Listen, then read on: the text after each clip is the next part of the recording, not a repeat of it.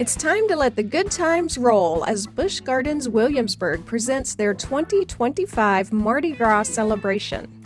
On Fridays, Saturdays, and Sundays from now until March 9th, the park is decorated in Mardi Gras colors of purple, green, and gold. In this video, we will show you the shows and food and decorations and vibes of this fun seasonal event. One thing we won't have much footage of, though, is the rides. Because of unusually cold temperatures that dropped a few inches of snow and ice, a number of rides were not running. The only coaster running was the indoor dart coaster. The other thrill rides advertised as being open, Verboten and Finnegan's Flyer Extreme Swings, were not operating when we walked by them. A couple other coasters are scheduled to open later during the Mardi Gras celebration. We'll tell you about those in a moment. While there were not a ton of rides open, there also weren't a ton of people at opening day of the Mardi Gras party, likely kept away by the weather. In the Ireland section of the park, we ran into some jesters giving out beads to visitors. This celebration has a lot of Mardi Gras food and drinks available, so we bought a 5-item sampler card for $40 to try some new foods this year. The first new addition to the menu this year that we tried is the fried catfish po' boy. This features a fried catfish fillet with lettuce, tomato, pickle, and remoulade sauce on a baguette. The fish was tasty, so this was a hit with us. As we finished eating our first sample, our first show of the day started. It was the Mardi Gras street party. Grab your menus and your beads and let the good times roll! The Queen of Mardi Gras, accompanied by the princess and the royal court, came marching in and held a dance party to the beat of some popular Mardi Gras music. At first, most of the guests just stood watching, but by the end, the cast members even convinced Jack to dance a bit as he showed off his mad water sprinkler dance moves. Next, we were off to the France section of the park. While we mostly were trying this year's new menu offerings, there was one classic favorite we had to get using our sampler card, and that was beignets. You can get beignets drizzled with chocolate, caramel, or raspberry. We got raspberry beignets because that is Alice's favorite, and because Prince used to sing about raspberry beignets. That is inaccurate. The beignets are great. While in France, we checked out an all-new show featuring the Crawdaddies. This is a group of high-energy drummers playing some New Orleans-inspired rhythms and cracking a few jokes along the way. This is a new show, but this Mardi Gras event has always had a group of percussionists perform, and we have always enjoyed the show. This year's version was no exception. The drummers have a permanent stage this year rather than marching in with their drums, and they have more instruments to work with as a result. Oh! Hey! Whoa! Let's go!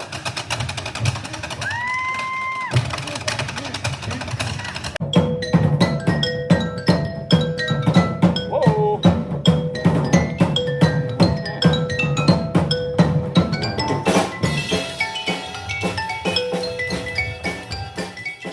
As we head over to New France, it's time to try our next food sample, which is another new addition this year to the menu: corn fritters. These are crispy fried dough bites, similar to hush puppies, with sweet corn inside. They come with a spicy aioli to dip them in. If you like hush puppies, you'll like these. In the same area, Trapper's Smokehouse has some Mardi Gras food to sample as well.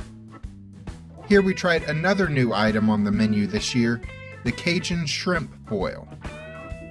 This consisted of Cajun spiced peel and eat shrimp with red potatoes and corn.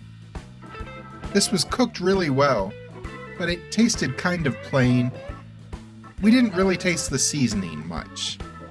It was pretty good for what it was. We were just expecting some Cajun spiciness, and it kind of just tasted like plain peel and eat shrimp and corn and potatoes.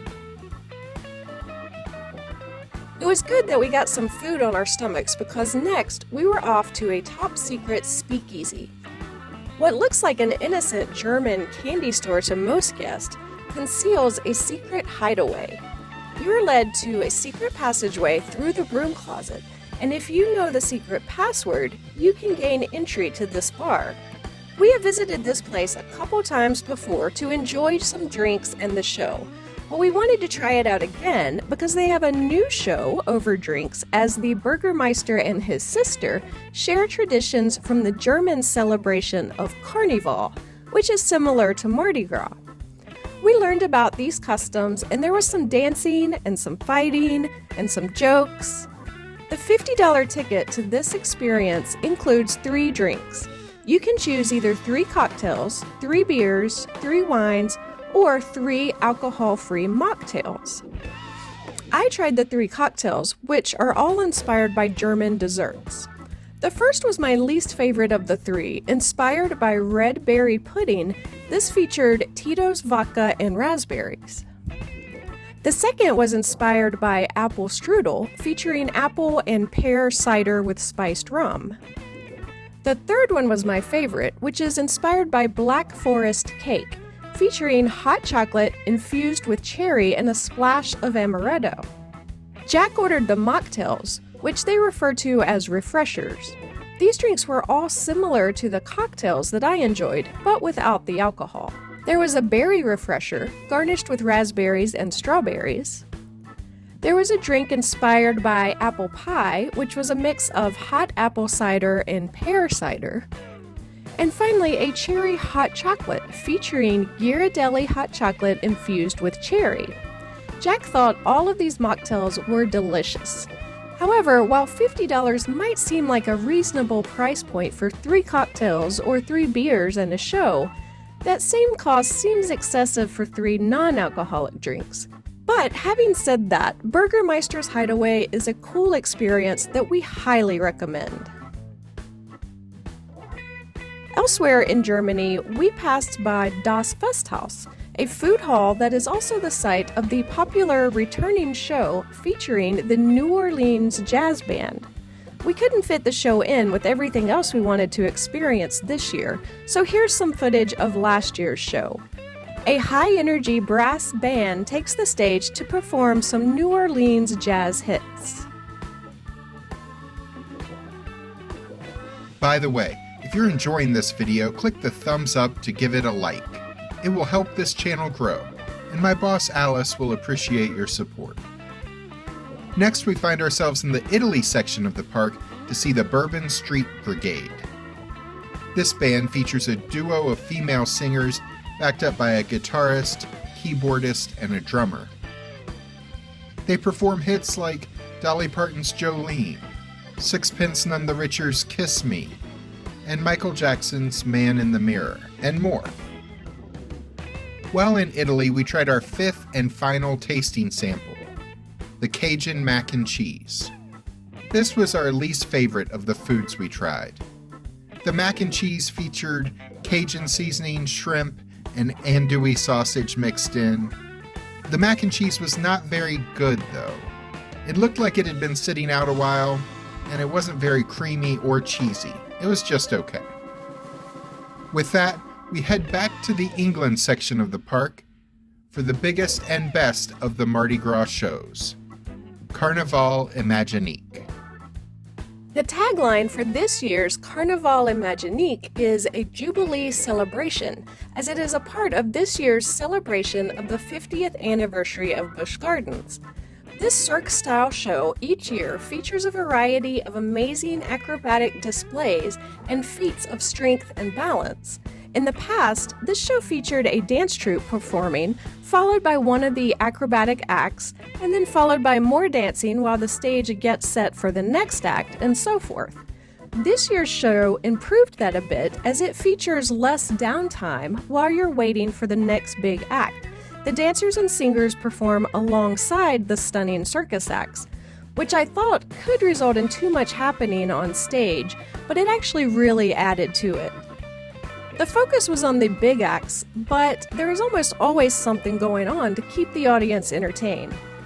This show is great, and it is the one show that we think you absolutely should not miss if you go to Busch Gardens Williamsburg's Mardi Gras. Here's a look at the other menu boards for the event. We did not order anything at these food booths, but you can see what else is offered here this year.